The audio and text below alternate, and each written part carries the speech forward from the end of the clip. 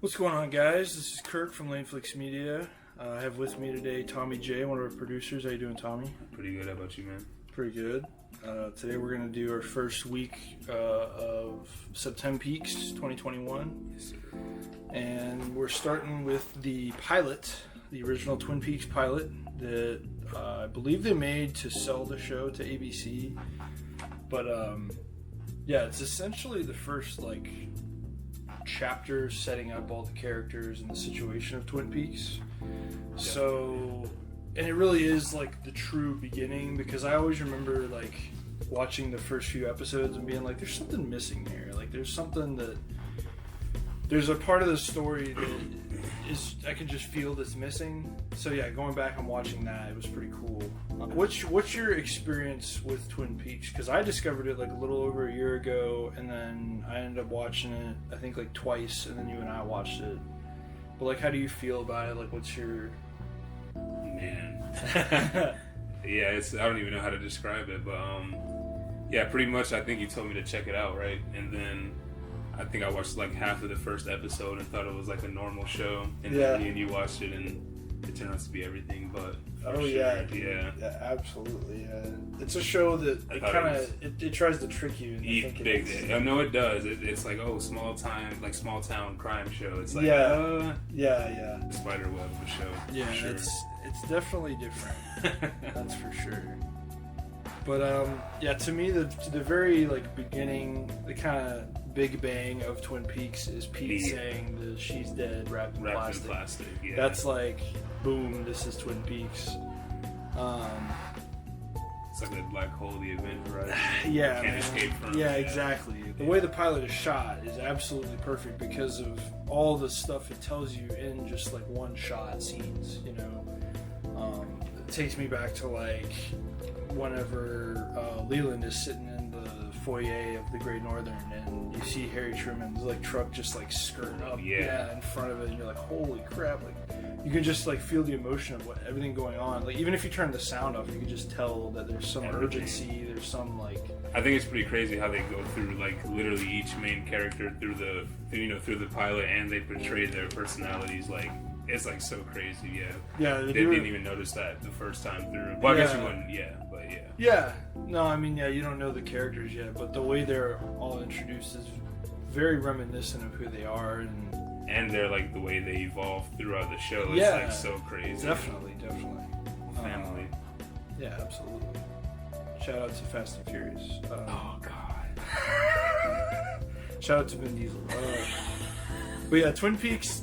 It's the town is insanely affected by the death of this high school girl, Laura Palmer, and they really do a good job of displaying that. You're saying, they introduce you to the characters through showing you their grief of what's happened, and it's pretty genius, honestly. And I think one of the first things you and I mentioned rewatching it recently was the acting, right off the bat. Yeah. Just the acting is all on point in the pilot. Yes. It's so good. Every character is just as believable as they need to be. No one's overdoing it. Yeah, no one's overdone. Yeah, and no one I think doesn't live up to the mark. I think everybody does their job proper. Definitely. The one that you mentioned that you liked a lot is Ray Wise as Leland. That's would you say that's your favorite? Oh yeah. Actor? Big time. Okay, that's cool. Peaks, yeah. That's really cool, dude. Because I think he's one of the less talked about performances. Really? Well, I mean, because everybody goes to Laura Palmer because she became a scream queen with Twin Peaks, and Cheryl Lee, who played the actress who played Laura Palmer, she's great, and she definitely deserves some credit for giving the character integrity and stuff like that. But yeah, I think Ray Wise, I mean, he's gone on to have a limited TV career. He hasn't blown up really, right?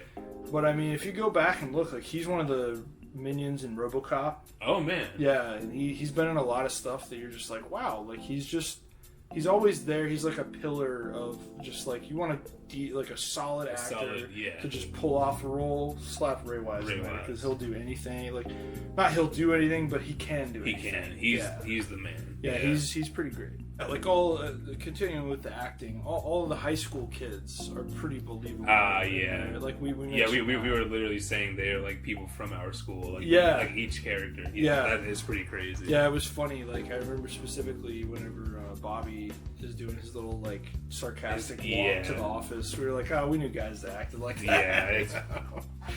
So it was pretty funny. Lynch is a genius. I don't know how he pulls it off, but he's great. Yeah. David Lynch is awesome. Dr. Jacoby's finger has an interesting adventure while we're being introduced to his character. It is actually something I didn't even like remember at all until you're gonna make the audience like oh yes go through this trauma. Oh yes.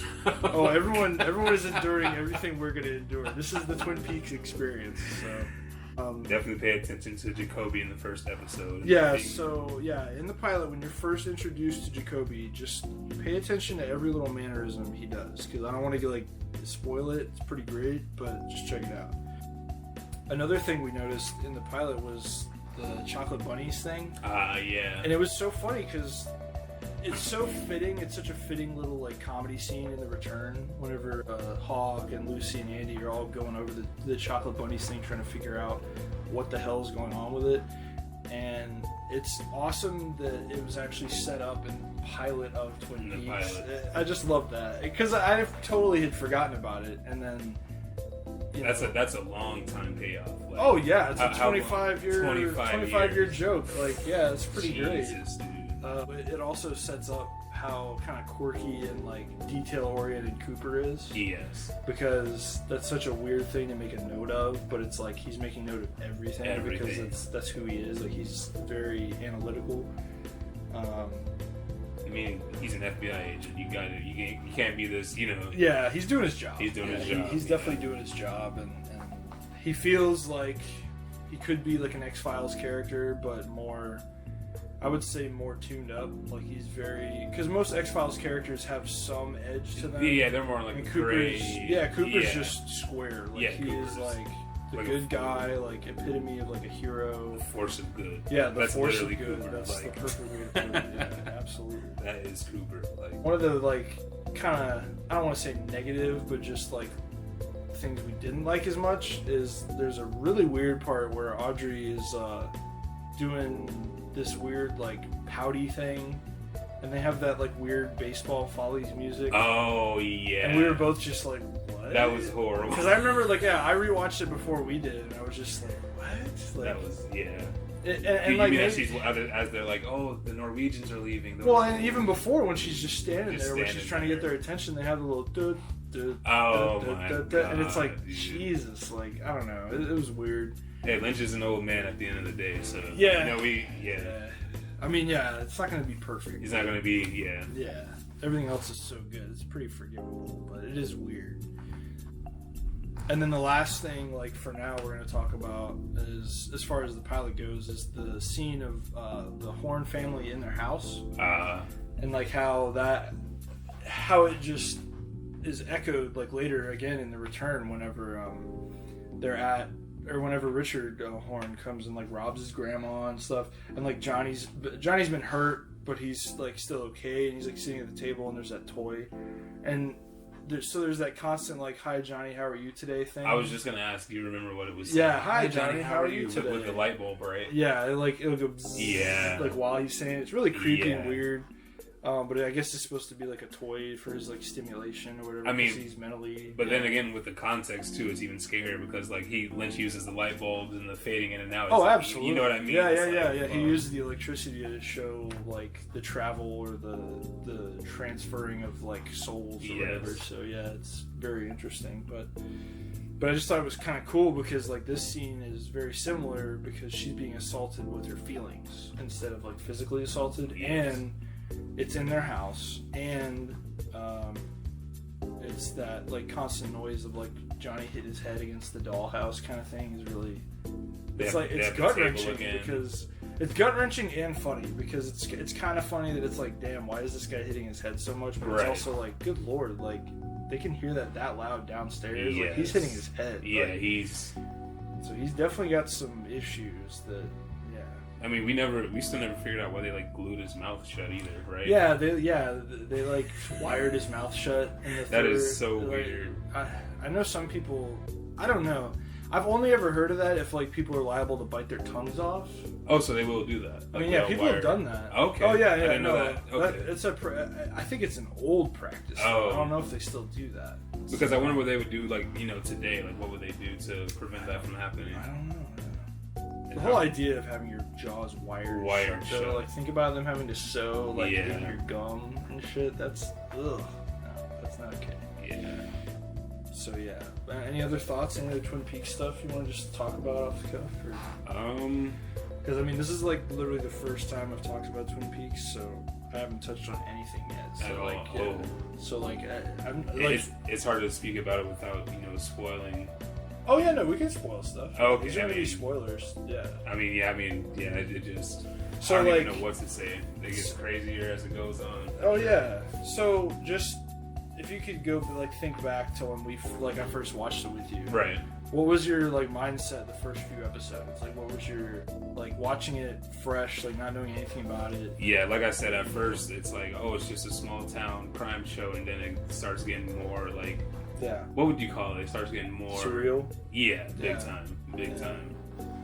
Yeah, I would say it's my favorite like American surrealist thing I think out there. It's pretty great. I think this is a show that like if you watch just the first episode, you are gonna watch the entire thing, and the movie too. I was hooked by the very first time. I was hooked by the third episode. The third.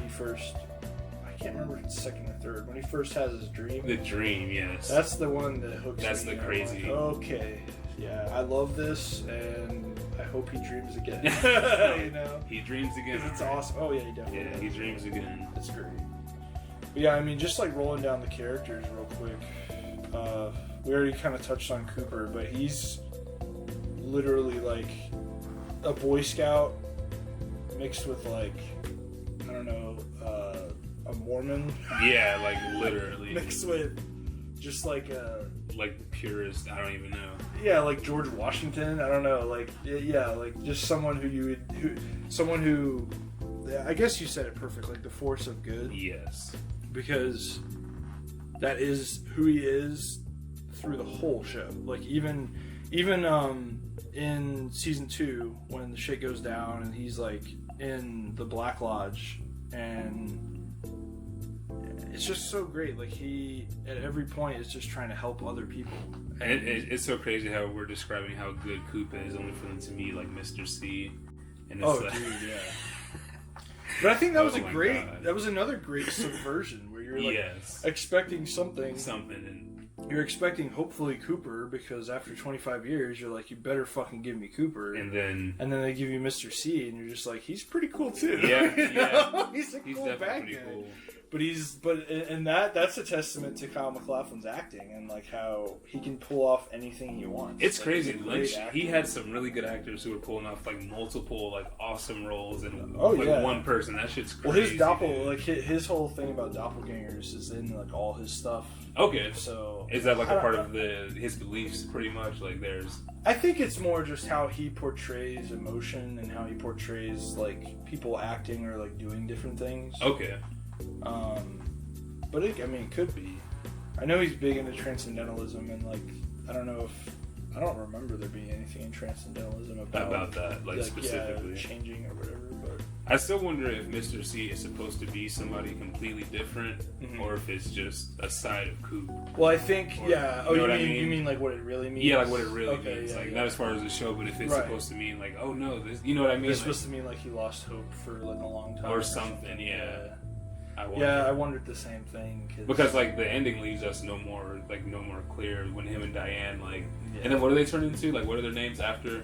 Richard and Linda. Yeah, see that's they turn into Richard and Linda. You go through like Sheriff Truman. Sheriff Truman is an awesome like Indiana Jones type. Wait, which one are we talking? The original. Okay, the OG. Yeah. Yeah, he's like an Indiana Jones, like very, very. Yeah, like a Western guy. Yeah, like very macho. I want to say like kind of classic like movie hero type character. Yeah. More so than Cooper, because Cooper's a little bit more like uptight. Exactly. And yeah, Truman is more of like. He's more of like an action like. Yeah, like a Bruce Willis. Yeah. Someone like that. So, and then yeah, I mean, if you had to pick a favorite character, Besides Leland. yeah. Okay, so Leland's your favorite character too? Yeah. Leland's Damn, my that's favorite. awesome. That's Just because, of course, like you know, that's like one of the first people you meet, and he really makes like he's a big part of the show for sure. Yeah, definitely. Like Leland, like you know, Bob is scary, but Leland is like terrifying. Oh yeah. Like Leland is terrifying. Yeah, definitely. Other than Leland, like who would you pick? Second favorite. Oh yeah, like we don't have to put like tiers. Just Okay, yeah, other just favorites. other favorites. Yeah. Okay, I would say season 3 Jacoby, not this Jacoby because you know, like Alex Jones. yeah, Jacoby? like the Alex Jones Jacoby, yeah. not this like creepy Jacoby. Yeah. A little scary, but yeah, he was definitely one of my favorites, just because like you'd have all this crazy, insane shit going on, and then it's like, oh, good old Jacoby's back, and then it's like, all right, back into the furnace. Right. Yeah, But that's true. How about you? It's so hard. I mean, There's so many cool characters. there's so many cool characters. Oh and, fuck! like- See, look like Albert. Oh, Go on. man, Tell dude. me more. Yeah, tell us Yeah. more. Yeah. Albert's Albert's a definitely- cool character. I like totally forgot about my boy. He's got to be like, yeah, he might tie with Leland. Really? Dude, I love Albert. Wow. I love Albert. Because Albert. I don't want to say he turns around because he never really does, but He never does. Yeah, and that's but the thing. he does like gain more respect, I guess, for Twin Peaks and like the people there, just because of like he sees how Cooper feels about him. You know, it's crazy when you first told me about Twin Peaks. You know, that's one of the scenes. That's one of the first scenes you told me about. Really? Yeah, that's like one of the. Oh yeah, no, several the scene. scenes. Yeah, the scene where he stood up. Where he stood up. Yeah. Yeah, I he's thought like, that was one of the other things that like sucked me in, was like this character is so pure. Yes. Like you could just tell that he has such reverence and respect for people and like human beings, and you don't see that, like, I mean, especially in someone who upholds the law and investigates such heinous things and stuff. Like you would think he would be so jaded, but he's so unjaded. Like he's the opposite of jaded. You know what I mean? He's so optimistic and like trying to see the good in everybody, and it's just beautiful. It's really cool to see. And You know, I gotta say, like, I was just thinking about it, like, as we're talking about favorite characters, and it's like anyone who's FBI in this show, you're gonna love, dude. Like anyone who's David FBI, Lynch is you're gonna- carrying on Gordon Cole. You like, yeah, Diane. I was it's like, honestly one of my all-time favorites. I think is Chris Isaac's character. dude. I freaking love. I always forget his name too. His name is like okay. it's like Chet Desmond. Okay, gotcha. Yeah, Agent Chet Desmond. He is awesome. He honestly, to me, he's a cooler character than Coop, but Coop is a much more important character. Yeah, big time. I mean, it's not meant just to be like, not just because of his role in the story, but just because of who he is. Right. Like Chris Isaac is much more like a normal person kind of guy. Like, normal guy. Yeah. Like I guess I identify with him the most, is why I like him the most. Like I would see myself as him more than anyone else in the show or the movies. But and then like Chris Isaac is just such a cool dude. Like That's what I'm saying. He pulls. He has off like that the suave whole, about him. It's Yeah. like throughout the whole like. In The Fire whole Walk movie. with Me, he has what, like 15 minutes. Not a lot. He doesn't Like- have. I mean, and that's the thing, is like he's only in. He's Fire. only in, yeah. So like that's all you get of him, which is unfortunate to me. But And like I said, yeah, all the FBI, like, dude, David Bowie. yeah, Dude, come oh on. my God. David Bowie's never gonna play a character where you're Oh like, he my was okay. God. Like, David Bowie's always awesome at anything. It's just so sad that, like, who's your favorite character? FBI is like, I'll take it from here. Like, Yeah. you know what I'm saying? It's Yeah. just, they're so awesome throughout the Yeah. show. Well, but I mean, then you gotta think about it. I mean, we both love Hawk. Yeah, Hawk, yeah, Hawk is Hawk's great. awesome. We both love Andy. Big You know what I time. mean? I think Big all time. the other, like, all the sheriff's department people, we pretty much love. Yeah, Except for Chad in The Return, he's a dick. Which one's? Chad's Oh, the yeah, one the that big they like. guy. Yeah, he like eats in their meeting room. He like and, steals the like, mail. all Yeah, that, yeah, he does like evil shit for Richard Horn. He's just meant to be that one character that's like, all right. They named him Chad. Yeah. I really do like Mr. C. I don't know if I'd say he's one of my favorites, but I think he's a much more interesting character than he gets credit for. Like, Yeah. I think the fact that he himself is a tulpa while also being possessed by Bob, is interesting as hell. Like, I didn't even pick up on that the first time I watched The Return. I just thought it was like the physical body of Cooper, but it's actually a tulpa. Like, it's like a Dougie Cooper or a Dougie Jones mixed with the like possession of Bob, like how Leland was possessed. But it's just like really interesting because the tulpa himself, Mr. C, has his own agenda. Yeah. And then Bob is like thinking that he's like along for the ride, and Mr. C's gonna try to like get rid of him or whatever. Yeah. Right? Yeah. So it's just really interesting.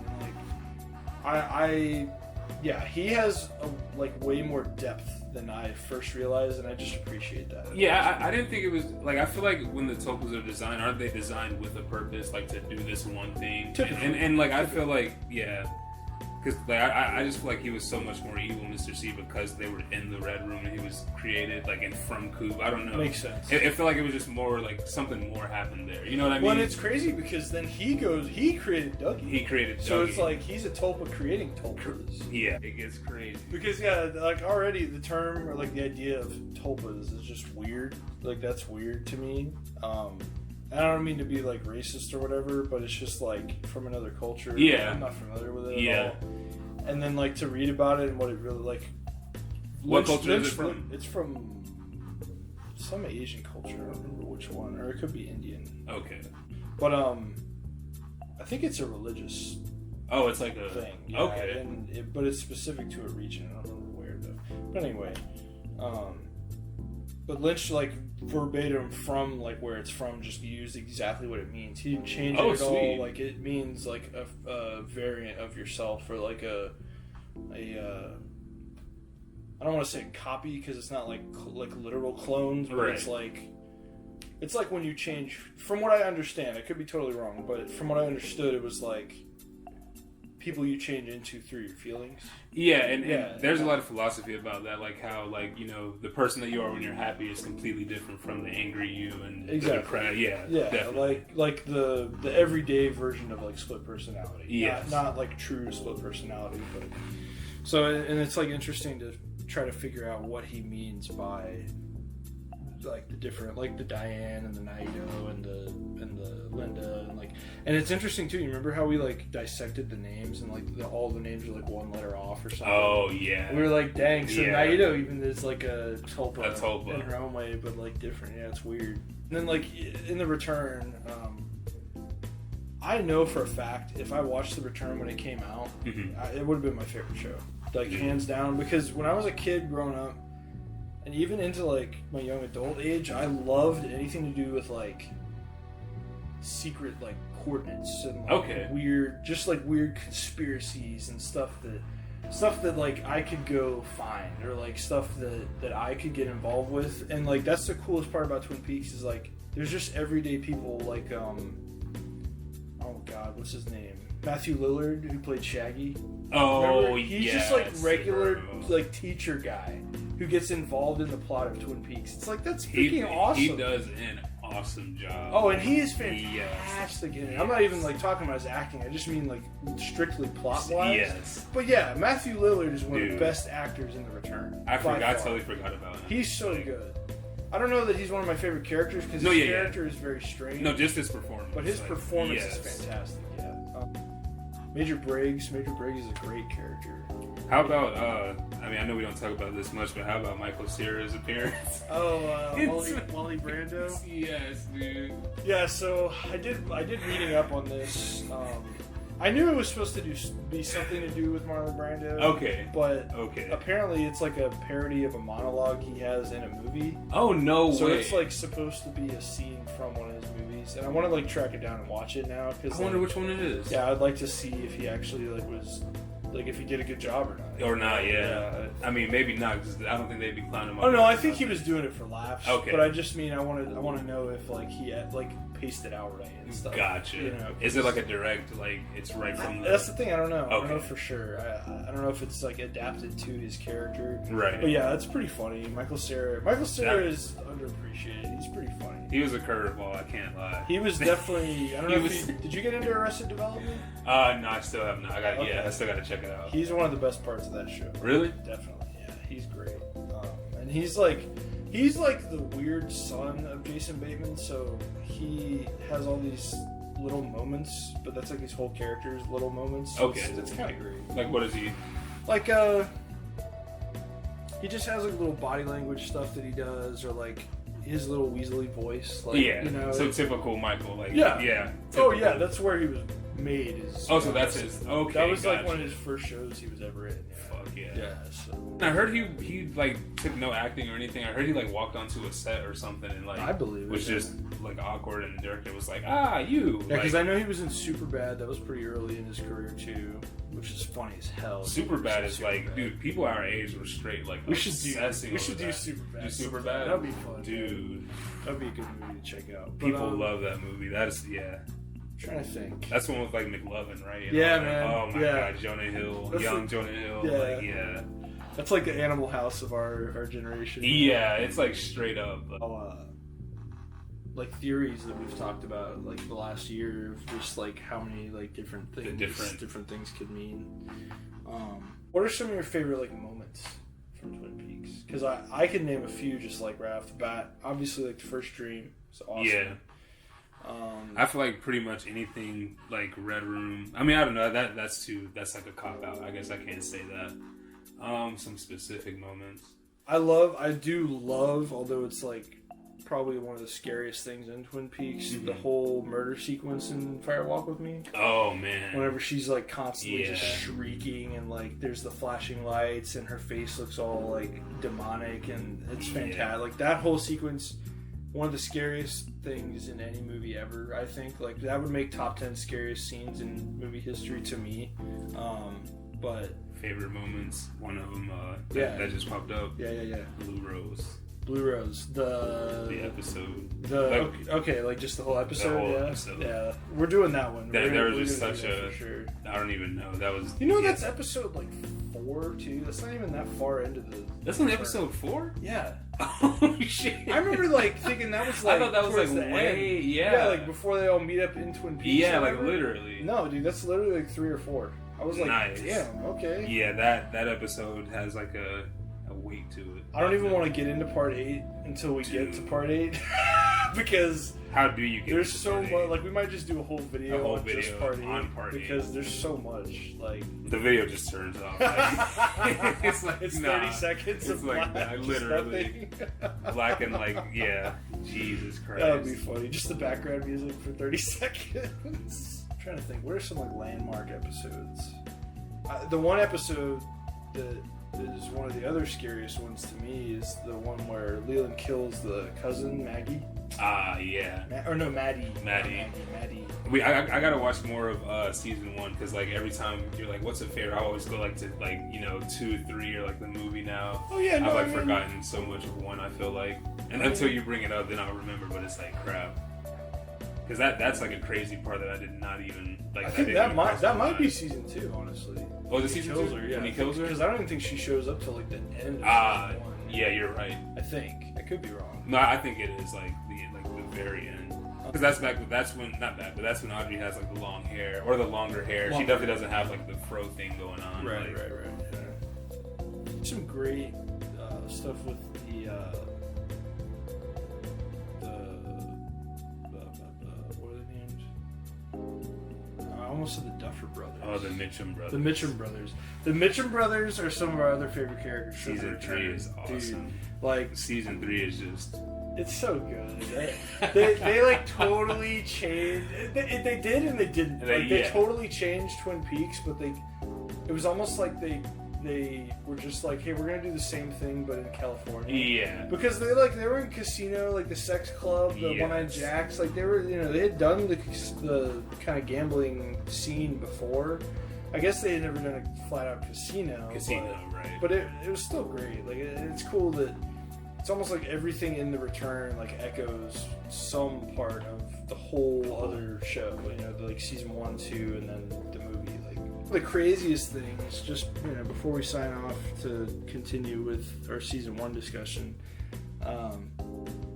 One of the craziest things is how it all kind of circles back, like by the end of the show, and how everything that the show has built towards has almost connected back. You know, like in a big circle. And I just think it's really cool. I think it's definitely a better show than I think people give it credit for. Like, most people just like hear Twin Peaks, they're like, oh, that's a weird show. I don't think I'll check that out. It's very, I was going to say, if you're into like anything remotely creative, you'll like it. You'll like it's so creative. It's so like, just makes you, like, it expands your mind. And season like, 3 gets abstract. Like, I don't even mean like it makes you smarter, like it makes you a better person. I just mean it makes you think. It makes you think about how, like, the things that happen in this show apply to your own life, like how real some of the things in the show can be, and I think it's great.